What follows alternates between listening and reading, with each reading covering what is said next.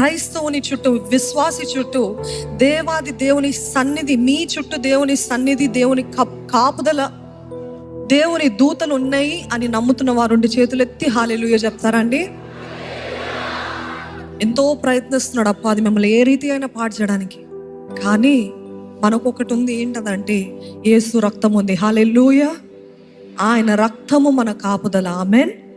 ఆయన రక్తం చేత మనం కప్పబడినట్లయితే, అందుకే నేను వాక్యంలో తెలియజేస్తుంది, గొర్రెపిల్ల రక్తం ఎక్కడెక్కడైతే రాయబడి ఉంటుందో, ఏ గుమ్మం పైన అయితే రాయబడి ఉంటుందో అక్కడ సంహారకుడు దాటిపోతాడంట.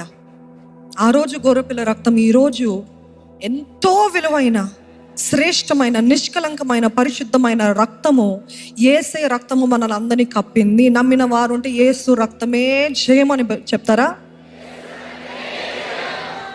నమ్మట్లేదు. ఏది నిజంగా నమ్ముతున్నట్లయితే యేసు రక్తమే జయమని చెప్పండి.